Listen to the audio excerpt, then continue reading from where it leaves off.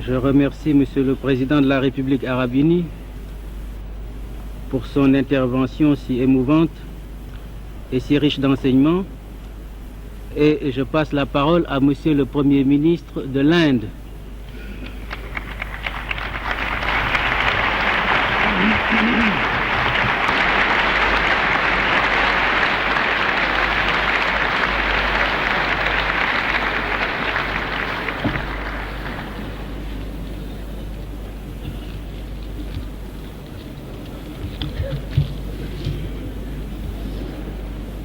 Mr. Chairman and friends, we, the heads of a state or government of the Conference of Non-Aligned Nations, have today come to the end of our deliberations and have adopted a declaration to which we have all unanimously subscribed. The keynote of this document is, as its title proclaims, a program for peace and international cooperation.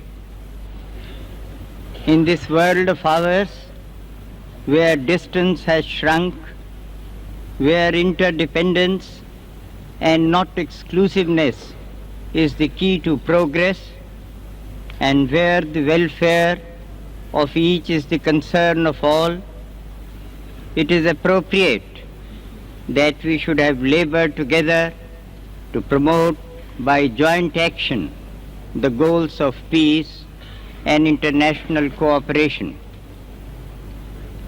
We at this conference come from 4 continents and many countries. We belong to different cultures and political systems and speak different languages. But there is a fundamental unity in our outlook and approach, and we have spoken with the same voice on the great problems that face the world today.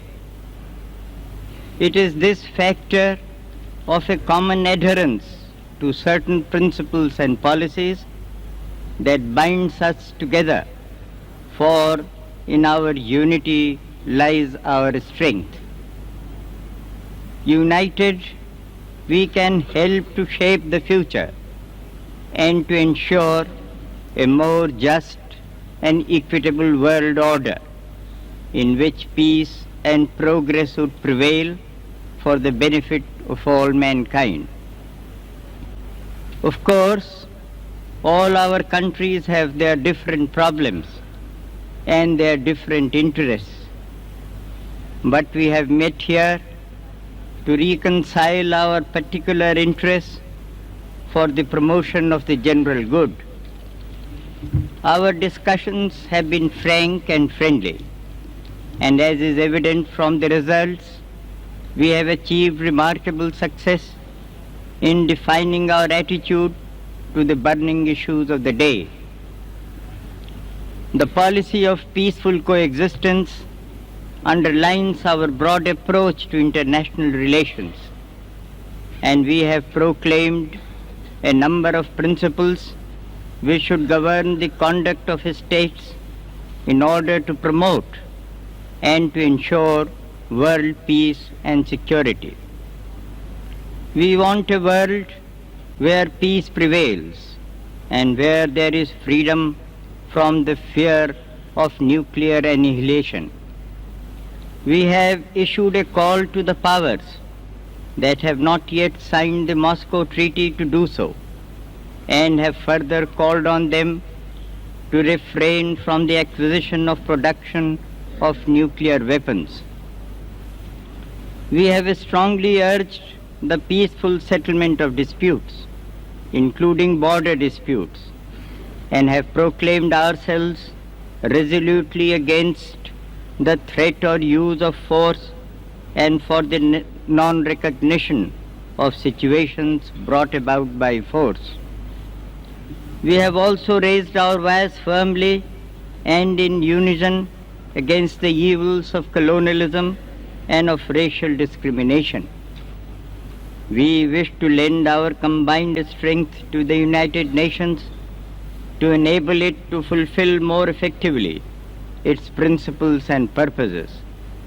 And we wish to plan and work for an era of closer international cooperation in all fields of human endeavor, with particular emphasis on economic development. I have been deeply touched by the sincere and moving tributes paid from this rostrum to my illustrious predecessor, Jawaharlal Nehru, whose devotion to the principles of non-alignment and to the causes which all of us hold dear has been a source of inspiration to all of us. I wish to express my grateful thanks to all those friends who have joined together in honoring the hallowed memory of Jawaharlal Nehru.